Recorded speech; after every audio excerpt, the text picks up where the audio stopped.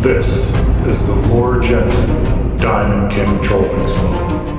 It was discontinued before 2010 when the company was bought by Brown. Its redeeming feature is this diamond that's stamped into the blank.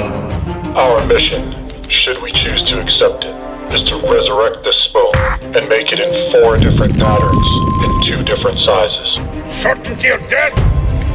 Small chance of success. What are we waiting for? Hey, what's up y'all? This is Steve from Natural Selection Angling, and I took on this job because I'm a f***ing idiot.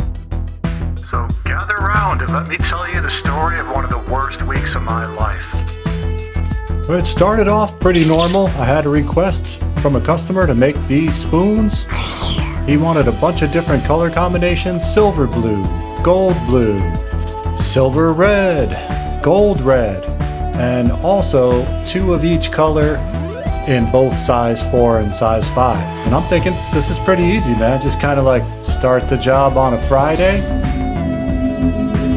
relax a little bit, come back on Sunday, and just like that, the resurrection is complete. The hell, man, while we're having fantasies like this, let's just do it all in one shot. Bang, just like this. And what could be easier than this job? Needless to say, it didn't take me very long to get reacquainted with reality. Let's talk about it, man. First, we're going to sand all these blanks and get moving. Once these are all sanded, we're going to start with the actual hard stuff, which is figuring out that diamond.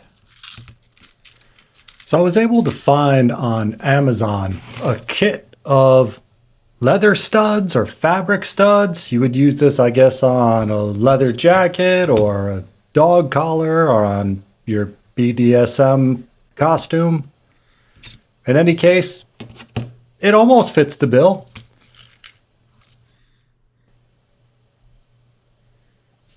I think I can use them, but it's going to take some extra work.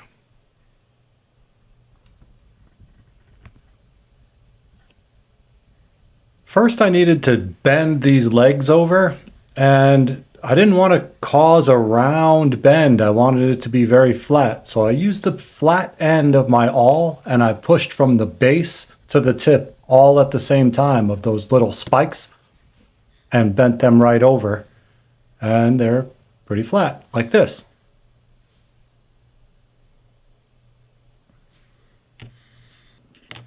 Now, I wish that was the end of the trouble here, but the spoon isn't flat. And so this little diamond has to be kind of bent from corner to corner so it conforms to the surface of the spoon a little bit better. So I'm just bending this over the handle of a cotton swab, a bamboo handle.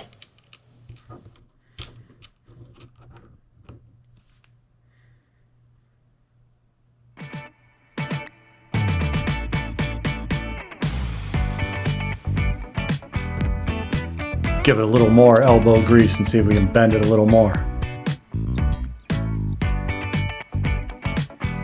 Hey, you know what? That's pretty encouraging. Obviously there's more work to do, but that's the basics of it right there, eh?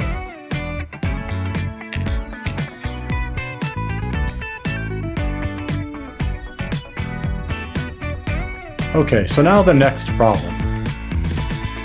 The next problem is, how do we put the thing on the spoon?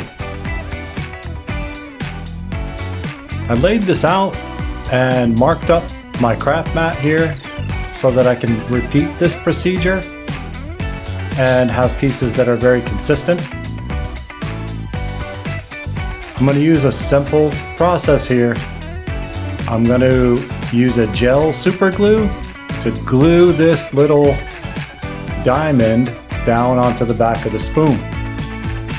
Of course, after that, there's going to be more work that needs doing.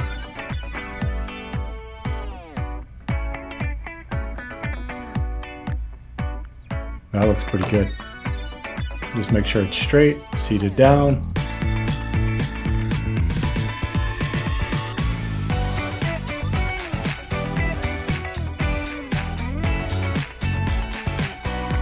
This turned out to be probably the hardest part of this whole job. Obviously putting these on, getting them straight, and then, you know, obviously there's some seams and reveal around these. They don't make perfect contact. They're not an integral part of the blank, right? It's an add-on. So it's kind of like, you know, we're adding a blower to the hood of our 1970s Nova.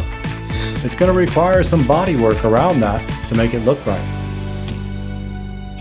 For now, let's just concentrate on getting these done.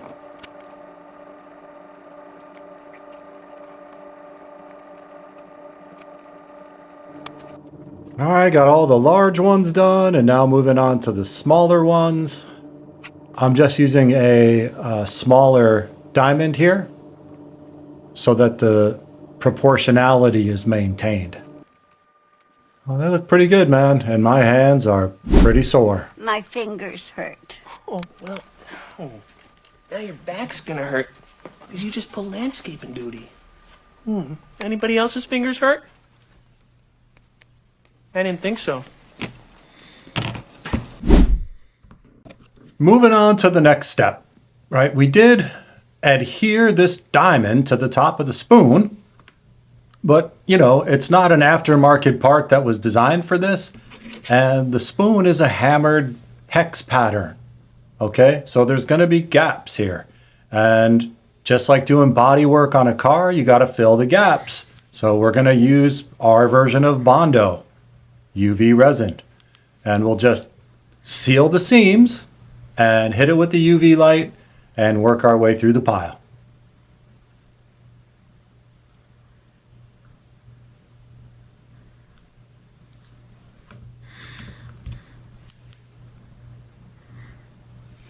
This ended up taking a long time, more than an hour just to do this step, and during the work, obviously found more work that needs to be done to bring it up to spec where we can actually paint it. We're not there yet. Every step of the way, this job has me kicking myself in the because the guy told me, if you can't do the diamond, don't worry about it. But because of the aforementioned fact that I'm a f***ing idiot, I wanted to do it the right way.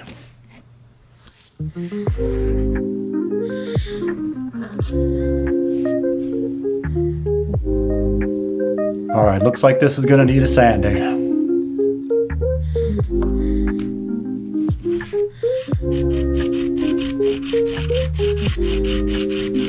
Once again, the sponge comes through for us here, right? Because it's got a corner on it, and we can use that corner to sand this corner.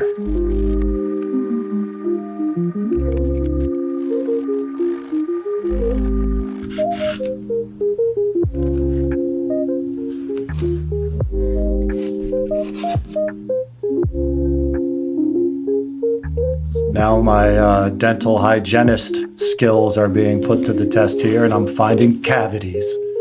And that just means we're gonna have to resin again and sand again. So now I have to segregate each one of these that requires remediation and then take care of that as well.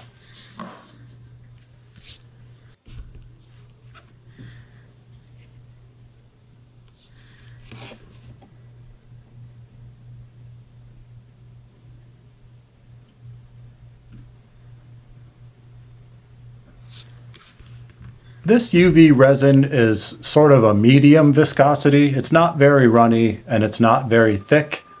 And you can see that I put it into a dispenser bottle with a needle tube on it, right? And this way I can apply it very precisely where it needs to go. This is exactly the same way I use this type of resin when I'm tying flies. All right, let's get these cleaned up with iso alcohol while I take a quick business call. No doubt, man. You're in the and then raising we'll move on. awareness phase, and I think basically that's the hurdle, right? Like the product's really good and it's gonna work. So you just have to raise awareness of it, and then you have to have people out there evangelizing for you so that you can get the sales. Hey, I'm waiting. I'm in stasis. If there's something you think I can do for you, man, I'm glad to do it. I mean, the bottom line is I believe the product is good, right? And so that, you had me at hello there. As long as the product's good and it's something I believe in, I'm very comfortable, becoming, a brand ambassador for it. That's not a problem. And, leveraging my network. And, the reason I have such a wide and deep network is because people trust my judgment. I don't bring them bullshit. You know what I mean? When I bring something back to the nest, it's real. All right, moving right along, we're going to do a white primer with about 20% 40-30 Createx clear in it. And then we're going to go ahead and paint on this epoxy. And for a full tutorial, click on this video right here. Perfect clear coat every time. We invested a significant amount of blood and treasure getting this project to this point so far, okay? So we're gonna do an epoxy coat here to protect everything that we've done. Now we can paint over top of this, and if we make a mistake, we can wipe the paint back off. We can tape over this without fear of ruining paint or anything like that. In retrospect, I would not have primed yet. I would have just done the epoxy because I didn't really need the primer yet. It's not gonna hurt anything, but I'm gonna end up having to spray, a fair amount of primer again later to put the colors down. And I probably should have thought about that a little more carefully up front. It would have saved me that job step. But like I said, it's not impactful to the final product. Everything else is gonna work fine. But in any case, we just got to plow through this pile, get all this epoxy on, and then we're going to take this HDPE tablet and we're going to stick it right into the incubator to set this epoxy.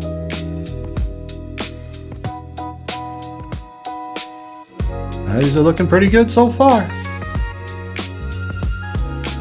Okay, next morning, come back and have a look at them, and they look really good. But like everything else on this job, it's gonna go sideways. Give it some time.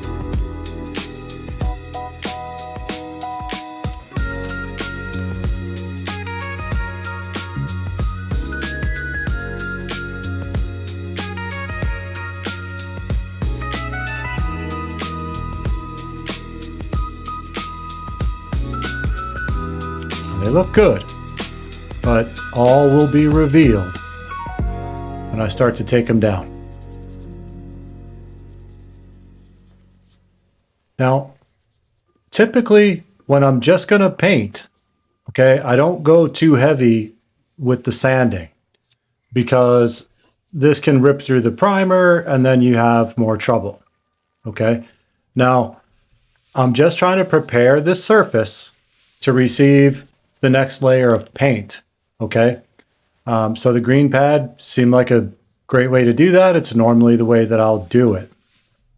Now, after I go through all that trouble and I maintain the hygiene of my workspace, and then I go back after these baits again and clean them with alcohol, I realize it's just not going to work.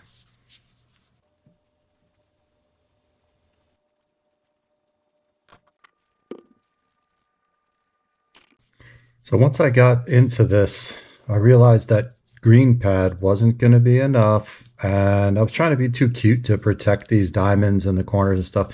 It's just really going to require another prime, because I had a lot of boogers on here that I had to take down. I had to come in here with the sanding sponge and use the sharp corner to take this down, and you can see how much I still had to take off. So we're going to go back into prime here and prime these up nice and then move to the next step.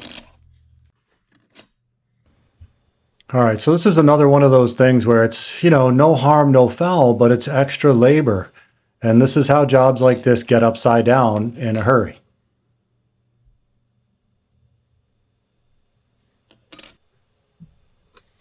Okay, now I did an extra thick prime layer on these. I sprayed them 3 times to just make sure I didn't have any more bare metal and that I could take down the surface pretty aggressively and not reach any bare metal.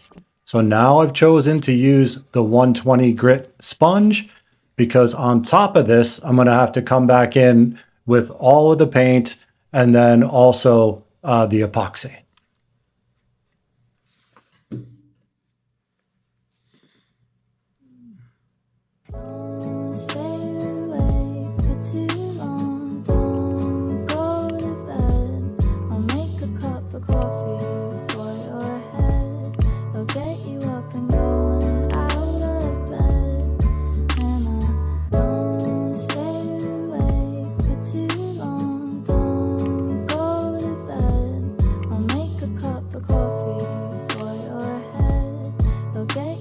All right, great. Now these can be handled without touching them and we can go on to the next step. But we want to make sure that at this point we use Createx 4030 clear over top of this paint to protect it so we can go to the next step. Now we're going to strain and make some Createx Wicked Silver. I'm going to use this 200 micron strainer and I'm only going to make up as much paint as I need. For a complete tutorial on preparing your paint, click on this video right here, Performance Issues in the Paint Booth.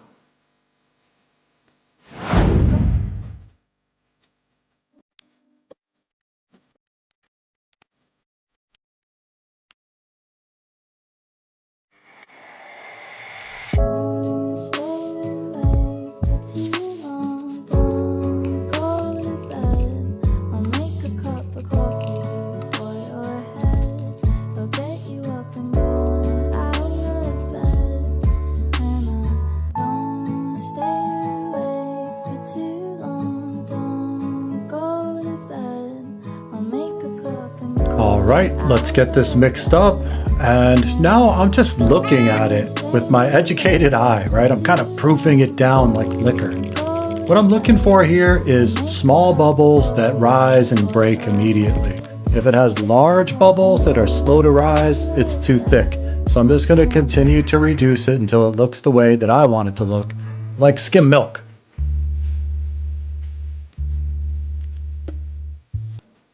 Okay, so this paint is ready to go.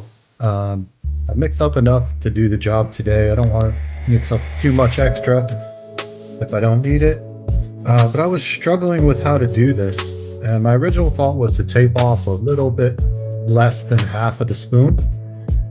And then paint it with the metallic and then tape off exactly half the spoon and paint it with the color. But I don't think that's going to work because I think you'll see some kind of misregistration between the two halves. It just won't look right. So what I'm going to do is I'm going to paint half of it silver and let the overspray come onto the other side just a little bit. So maybe like, 10% more than half, something like that. And then when that's fully cured, I'll come back and tape that off and paint the other side with white primer to cover the overspray, and then I'll add the color. And that should do it and give a nice clean edge. But we're gonna find out, right? Here we go. All right, so we're just gonna come in here and we're gonna do 3 or 4 nice light coats to build up this silver. And for some reason, the footage got corrupted here. I only have like the first coat of the first one. But such is life, technological bugaboo.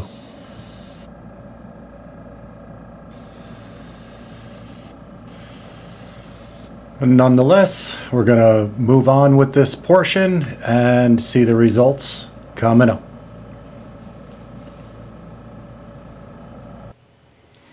I don't know how well the camera shows this, but this is what typical silver paint looks like, acrylic silver paint. Now I know some of you are thinking, Steve, this is recommended to go over a black base. Yeah, I get that. But when I do that, it just comes out too dark. Like it really makes everything too dark. And this is kind of a little bit of a trick of the light here because the white part, affects the way your eye sees the rest of it. When I tape this spoon off and I make half of it red or blue, the silver is just going to pop. Okay? It's going to look a lot better. But this is, my typical experience painting stuff. I hate it until it gets to clear coat, and then I love it. But let's just see what happens, man. I like where this is going. We're going to keep it going. All right, moving right along, we're going to protect what we've already done with UVLS. Now you're starting to get a little bit of an idea of how that's going to come up. I didn't put on a very heavy layer of UVLS here. It's just enough so that I can scuff it with a green pad and tape over it without messing up the other paint underneath so that I can do the next layer. But this is pretty much exactly what I expected. And I'm probably going to stop here on this one and then move forward with making up a batch of gold paint, straining it and getting prepared for the gold. And then I'll do the colors all at the same time. Yeah? All right, here we go. All right, so we got this gold paint mixed up like we did with the silver, and I've got it reduced to the level where I like it to be. And to save you the agony of watching it get sprayed, I just did it off camera. And man, look at that, it looks great. Again, this gold paint is designed to go over a black gloss primer, but it just gets too dark, man. And this is what it looks like with a UVLS coating on it.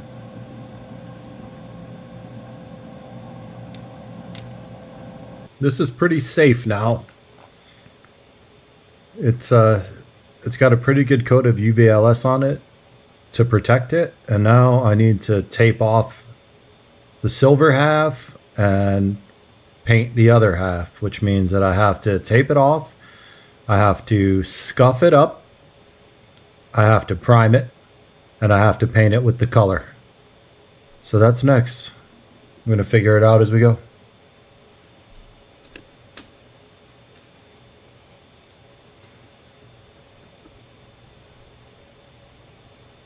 All right, so the main thing when you're taping this stuff off is to get the tape as straight as you can. And it's also really important that you don't stretch or pull on the tape because you really want it to stick into the corners. I'm taping over this diamond, right? But I need the tape to stay against every surface, whether the tape's going up, across, or down. And so I'm just using the handle of a cotton swab here to pin the tape against the side of the diamond while I make the final adjustment on the other part of the tape and get that in the center so that I don't pull the tape away from the diamond and create a pocket underneath where the paint can slip under the tape.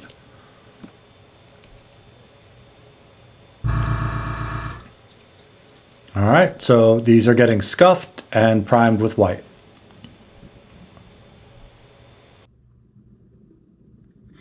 All right, so now we're ready to go to the next step.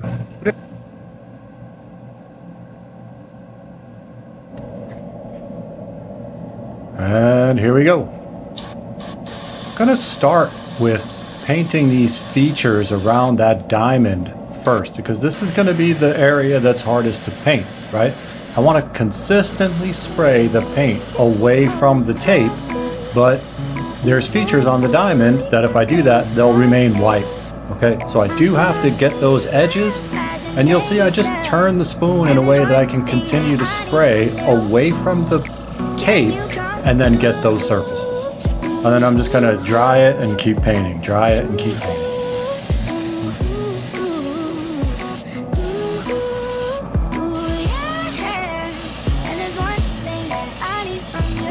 I'm not gonna worry at all about any unevenness in the paint density at this point because when I'm done, it's gonna be maximum density, okay?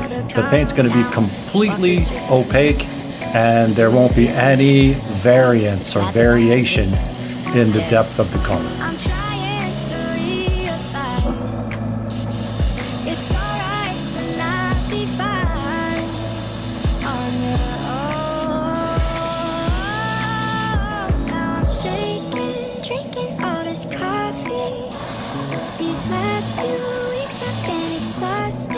once we reach the maximum saturation of color, we're done and we can move on. And there's one thing that I need from you. Can you come through?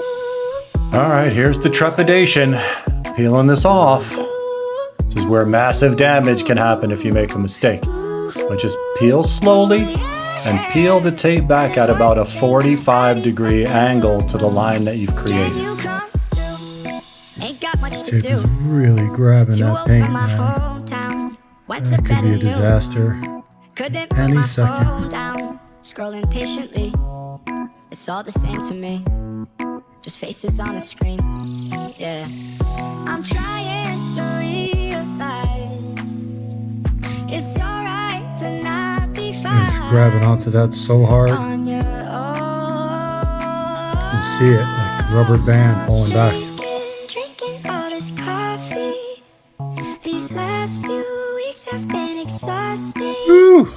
I'm lost in my imagination. And there's one thing that I need All from right, thank you. goodness this is one of the simplest designs I've ever had to paint because the job's been so nerve-wracking so far that it's a bit of a relief just to have to spray one color. Ooh, yeah. And there's one thing that I need from you. All right, so you Can guys, you come? you can see once you get the color on there, the silver starts to pop. All right, it looked really dark and gray before, but it's looking a lot better now. Ooh, yeah. And there's one thing that I need from you. Can you come? All right, let's put these aside for the time being and move on to the silver and red batch. Same process here. Going to mix up the paint the same, and we're just going to hit this with a color called permanent red, which is really nice deep red.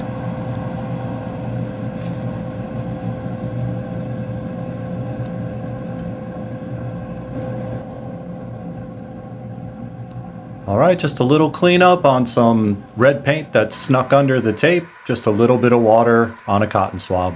No problem. Just take it right off.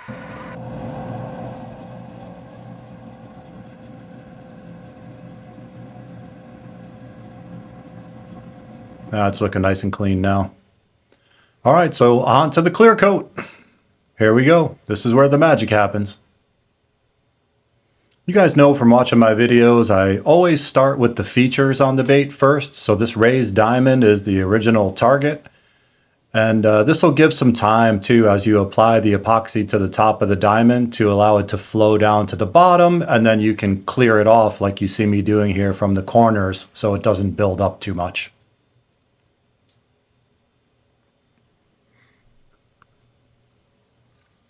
All right, now that goes into the turner for 6 hours.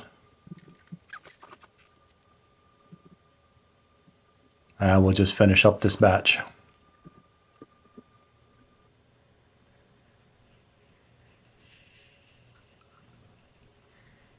Looking good. All right, now we'll do the same process for the red and silver batch and get this first coat on them and get them into the turner.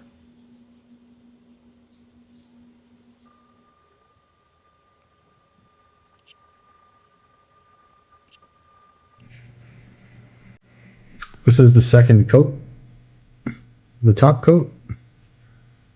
Looking pretty spanky. All right, they're in the turner doing their thing. Okay, while they were turning in the turner, I set to work on the gold batches, and we'll get those moving just exactly the same way we just finished the silver batches.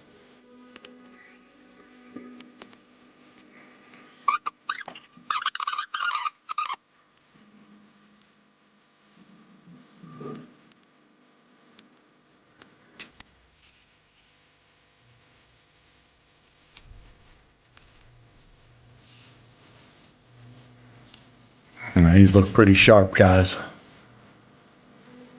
Pretty good. And nothing to cry about here.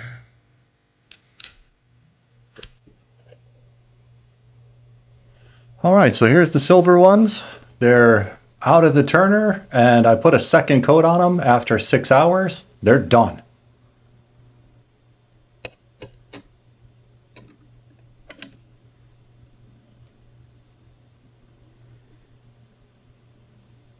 Looking really good. Simple design, but obviously it's going to be deadly effective too.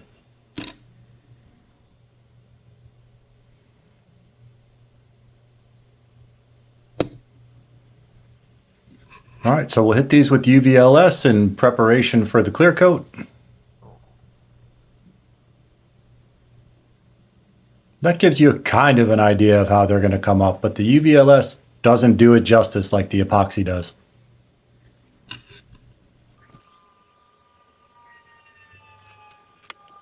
All right, so we'll get this mixed up, get the first clear coat on these guys, and get them into the turner. Oh, I didn't tell you much about this job, but it was a sentimental recreation for my client who used to fish these spoons with his dad. So it's you know, it's not so much about the design, it's about how the thing makes him feel. And I totally respect that. And this is why I went so hard at trying to reproduce the original design, so that when he looks at these, he can reminisce in the memory of it. Okay, now we're moving on to the second coat. 6 hours later, this is the last one from the second coat.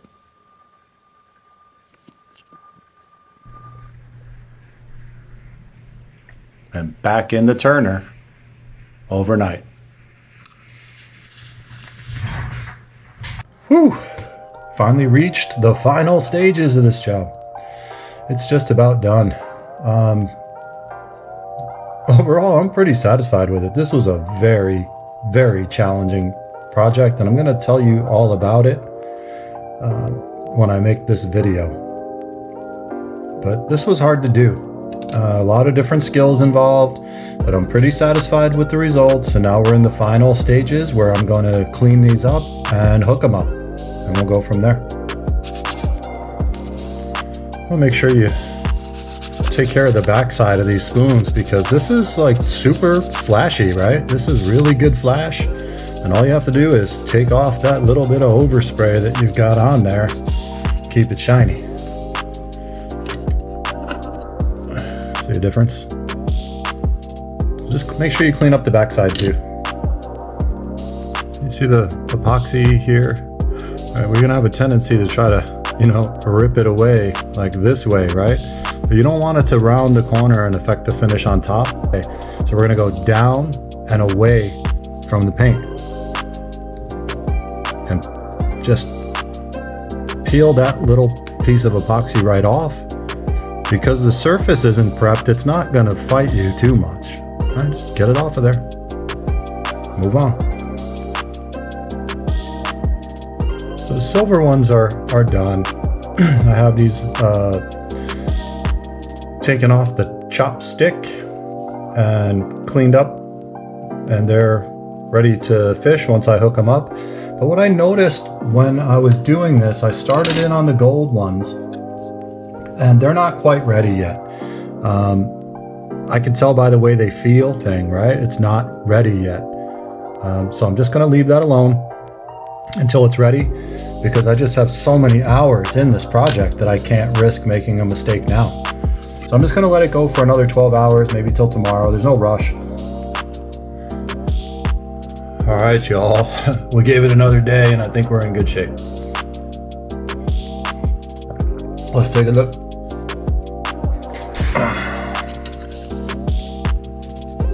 Yeah, we're good now, guys. We're good now. That's a nice finish.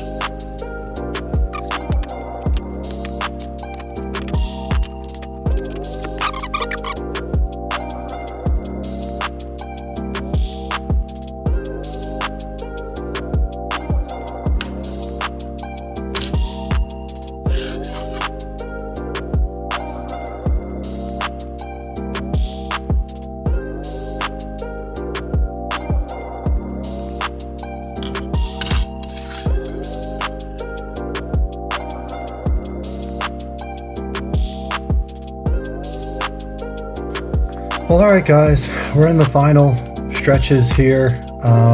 This was a cool project. It was hard to do. we're at the end. We're going to attach the hooks and split rings here, and then we're going to go ahead and send these out. Just a quick note on the type and size of hardware that I'm using. The customer is a salmon fisherman. These things are just going to get tore up, right? These fish are big, strong, have big teeth. They tear the hell out of gear. So I'm making sure that we go heavy for these guys, right? So I have these number 6 split rings, and you can see how beefy they are. They're the flat-sided ones, right? Nice and beefy. Along with a number 1 4X treble hook. This is O'Shaughnessy style. This is a VMC hook.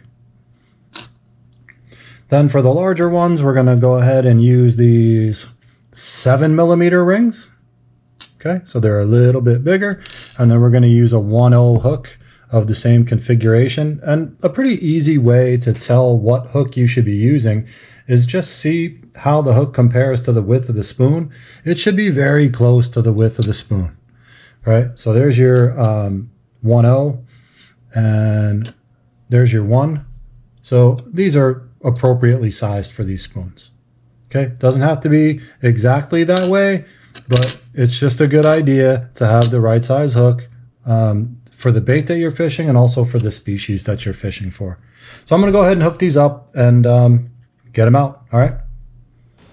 All right, so we're concerned with preserving the finish here around the hole where the split ring is applied. So we're just going to put a piece of masking tape down and then apply the split ring over the masking tape.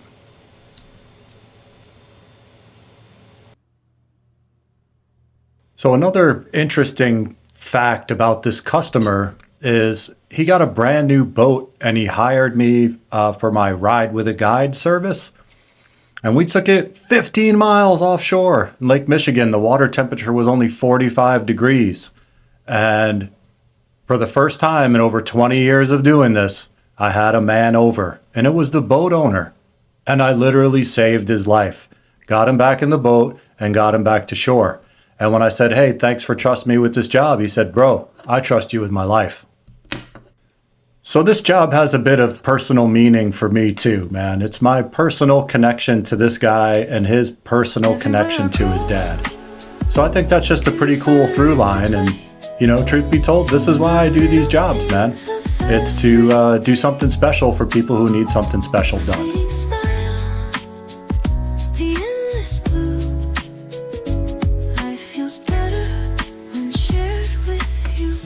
And look at that, guys.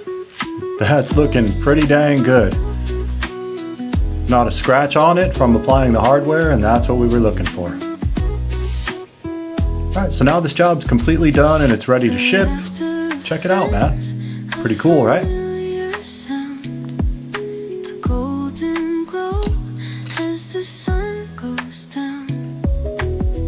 Now, I hope that you guys got some value out of this video. And that it'll help you in your future endeavors for making stuff. But I need your help to build a positive community here, man. I need you to like and subscribe and set the alert bell so you don't miss anything important. Take care of yourselves, guys, and each other.